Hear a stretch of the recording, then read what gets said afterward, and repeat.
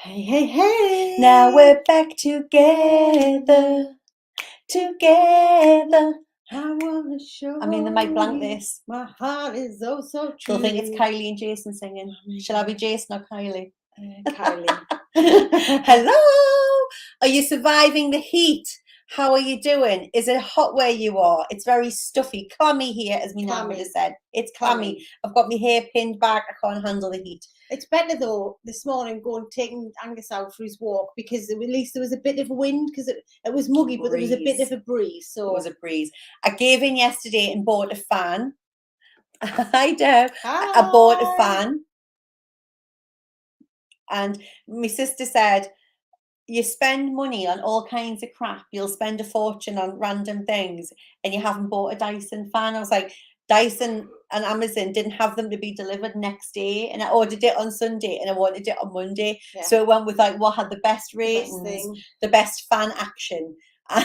Like, and could be delivered for like the day that it was going to be 30 degrees. That was the criteria. Yeah. So yes, it's hotter than hell here. I can't imagine like how hot it is in like Texas. I don't know. It's hot in the northeast of England. Like that's hot enough for me. Neil has come back from his stag do in Magaluf. He's in his mid-40s. He's been pretending that he's 20 for the last few days. So he still hasn't got a voice. He actually went to a silent disco several times, which is great because it means he was somewhere where nobody can tell the fact that he can't dance to music. Like he has no rhythm. So he's been somewhere where that was acceptable. So yeah. Hands up if you've ever been to a silent disco. Would love to hear your experience. But my husband loved it. He's loving life. We should do that one time. I've just the thought of having 4 nights of having to go out and party just makes me feel ill. Well, for Cheryl's 40th, I didn't go, but she went to Ibiza and she basically didn't go to bed for about 3 days. She just would like be up all night and then sleep on the sun lounger, wake up with a bottle of Corona in her hand and then do it again. It was Desperados. Desperados got me through that trip. I literally feel ill thinking about it. I'm not going to lie. I feel ill thinking about it. I would come in from the club like 7, 8 in the morning, put my swimming costume on, stagger down to the bottom of the road and then just flake out on the sunbed, wake up a few hours later and was like, right, the only thing to do to stop myself getting a hangover is to get some more Desperado from the shop. No, I could not do that. It's a 50th in November and it will be a very different affair. We've definitely... As we've matured, we've definitely changed our tastes in what feels good for a night out. Yes. Haven't we? Yes. It's like, we'll do one night and then we've peaked and then we just want to go to the spa. Like, that's how we roll. The spa, in my eyes, being you just lie around in a robe. Like, I don't go in any rooms that make me hot, so I don't like being hot. She doesn't go in anything wet or hot in the spa. I don't like wet and I don't like hot. Well, when I was on holiday in... whenever it was, seems like ages ago, but I'm sure it was only last week. But yes, when I was on holiday, me in the spa, I did have treatments, but I would go in the salt room, then the steam room, then the sauna, then the hydrotherapy pool, then back around them again, and back around them again, getting hot and wet. I mean, this conversation could go right down a different... It could go all kinds of ways. So tell us, do you like getting hot and wet? How does that work out for you? I should have put that on the caption. Do you like getting hot and wet? Yeah. Yes, it was hardcore. She did us proud. Like I said, I was at Arc Congo. I think Caleb was only little. I can't remember why I didn't go, but I didn't Never go. Again. I was relieved. I just kept getting photos around the sun lounger with the Desperado in her hand, and I was like, so glad I'm not there. But anyway, we've had an amazing conversation this morning, haven't we, with a lady who signed up to one of our programs, and we just wanted to share it with you and talk because we think what she said would resonate with a lot of you, and it's this whole thing, isn't it, around we are in our careers and we hear this time and time again, guys, which is why I want to share it. And we might be in a career that we've been in for a long time. And it could be that we're a doctor, we're a lawyer, we are in the beauty industry or whatever it is. And you are really like, that's like your thing that you do. It's like you're good at it. You very much are in that zone where you are really good at what you do, and in your industry or in your company you're well respected for it and it feels really comfortable. And it's the thought of like, maybe it doesn't make me really happy, but if I leave, I'd have to start all over again with my reputation, building my brand, and that can feel like really intimidating. But the alarm bell in that sentence is the word comfortable. Comfortable, safe, secure, stagnant, stuck on a hamster wheel. Like, we have had so many different variations of the word comfortable because we believe that the unknown, the future, the possibilities are so scary that we don't even want to like step towards or think about them, because we'd rather just stay in our nice little bubble, even though we're not happy and we're not feeling joyous and we don't feel valued or appreciated, but we're comfortable and we get our paycheck every month. Sound American? Get paycheck every month. So we'll just stay where we are. And a year later, we'll be having the same conversation. Somebody going to knock on the door. And 5 year, and 10 year, and 15, 20 years. Let's just stay where we are until we'll retire. We're comfortable. We know in how this it all comfort works. We'll get our retirement, and then we can start then like we'll thinking live our about being life happy. or live our life. Or we might get made redundant. What about if we cling on because, you know, every 18 months to 2 years they go through this whole change thing and some people get made redundant. So I might get made redundant. Shall I wait till I'm made redundant? Yeah. How does that sit? Or someone might come into the company and and make it better. It might be better. And then want to have a better culture. So therefore things in like 5 years time might be better. Will improve. Yeah. Hanging in there for dear life. Does this sound familiar? Has this been you or is it you now? And I remember being at when my first corporate job when I left university was at BT, the telecoms company. And I remember being surrounded by people who had been there for a really long time. And they had shares and stuff in the company that were, you know, when they were going to mature, were worth a lot of money. And they were hanging on. I think I may have told this story before. And I just remember thinking, it's like living death. These people hated the job, so miserable as sin. They didn't have a good word to say about the company, but they liked the benefits, they liked the fact that they clocked in at 9 and they clocked out at 5, and they didn't have to think too hard in the hours in between, just being honest. And they were going to get all this money when the shares came to fruition, and they hung on and hung on and hung on. And I was like, offered the chance of redundancy, took it, was scared as hell because I was like, I don't know, this is a permanent job. It was like the golden goose. This is going back in the days when there was been a really big recession. You know, permanent jobs are very rare. My dad had been in and out of work his entire adult life, and they were like, what are you doing? You're giving up this job? And I'm like, I'm not. I'm taking the offer of redundancy, and I just have to trust that something else is going to be out there.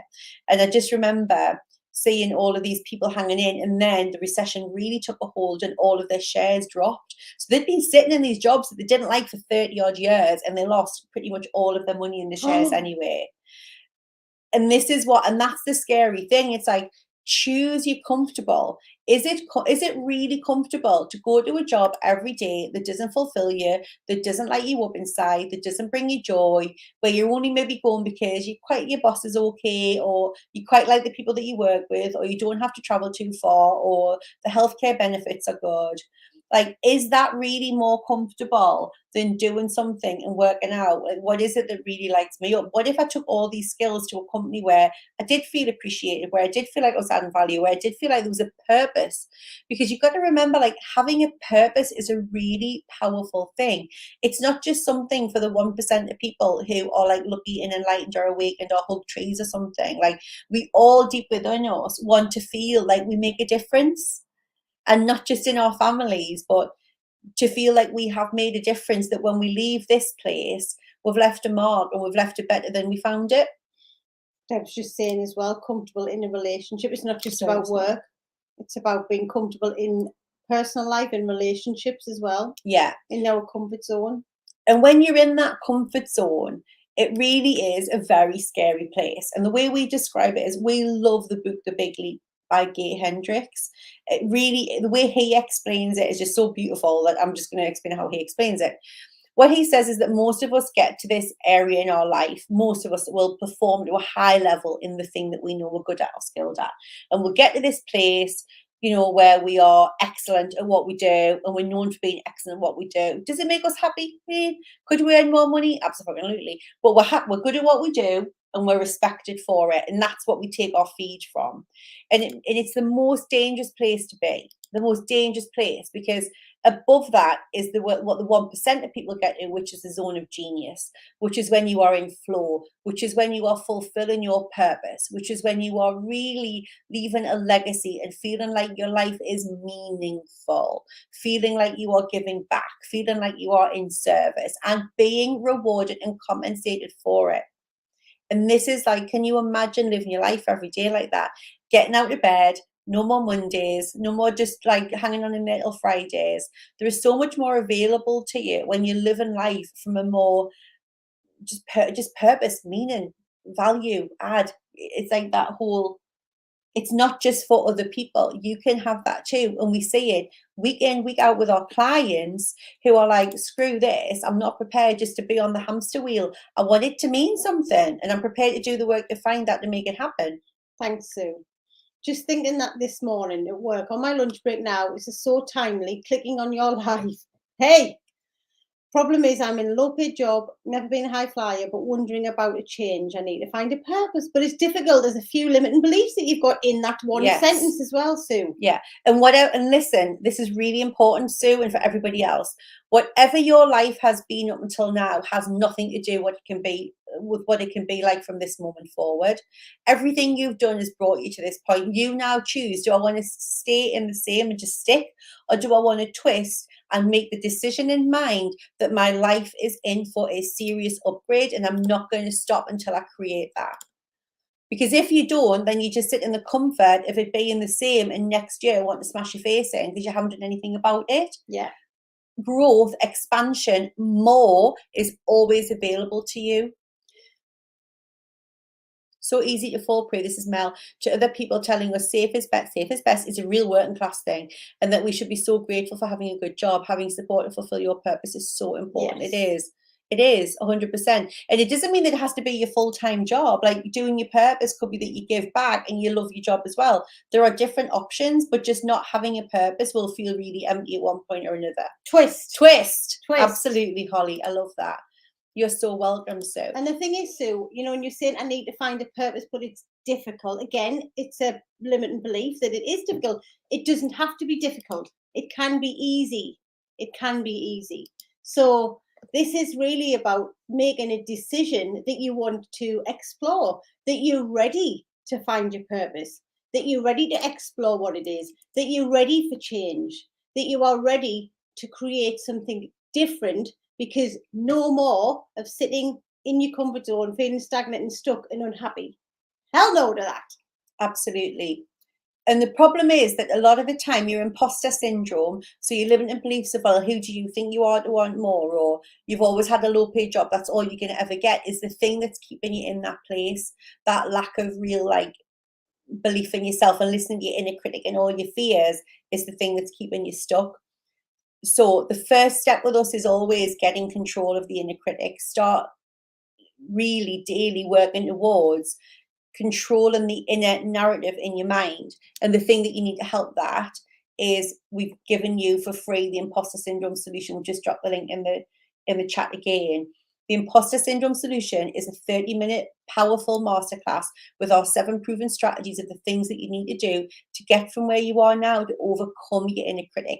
Because that's often where people fall at. The first hurdle is the inner critic. After that, you can start then working on your clarity. And when you enroll for that, when you enroll for the masterclass, there's another little gift that you're offered as well. So make sure you check that out, which will really help following this conversation. So that's an absolute no-brainer for you to get that free masterclass and start working on that inner narrative. Because for me, for many, many years, I knew what I wanted to do. I was saying this to this client this morning. Like, for 20 years ago, I bought a domain name for coaching business, and I did nothing about it because I believed and listened to the thought that was the inner critic saying to me, well, you might not be a very good coach, just stick with what you're doing. So because you're lucky enough that someone's paying you this, just stick with what you're doing. And then when I was in my corporate career, I believe I could have gone much further, but I was listening to me inner critic telling me, just be glad that they're paying you. Don't rock the boat. If you get even more responsibility, they're all going to catch you out. And that was that noise in my head was just so loud every day that until I learned to control that, I didn't progress to 6 figures in my corporate salary. I stayed on half of that for a very, very long time. Once you learn to control that inner critic, whether it's in your relationships, whether it's your relationship with money, whether it's your relationship with your job or your purpose, if your inner critic is the one driving the bus, you're always going to feel stagnant. You're always going to feel stuck. You're always going to feel like you're on the hamster wheel, because that is the predominant thing that you're just going to get more of.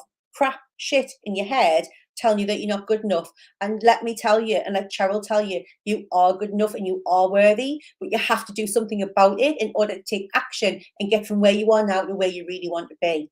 Let today the action be you download the masterclass and you commit 30 minutes of your life to watching it and just see what shifts for you.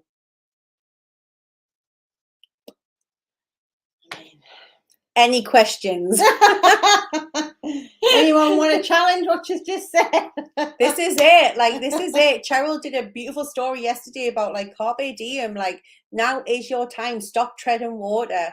One day you won't be here, and that day might be tomorrow. It might be 10 years. It might be 50 years. You don't know that, and you have no control of it. What you do have control over is creating the life that you want to live. And that starts with your inner environment. It starts with your inner dialogue. And that is what we're helping you with for free in this masterclass. So make sure you download it. Download it. Do now. it too. Do it too. And please, the only thing we ask you, it's free, is you send that link to your network. You share that with your women. You share it with men. I don't care who you share it with. Share it, spread it around, because too many people are like our client was this morning, feeling stuck, feeling stagnant, sick as a frigging chip, and letting their talents go to waste. And each and every one of you has unique gifts and unique talents that need to be shared with the world. Peace out. Peace out, mic drop. Have an amazing rest of Tuesday. We will see you later in the week. Mwah. Love you. Bye.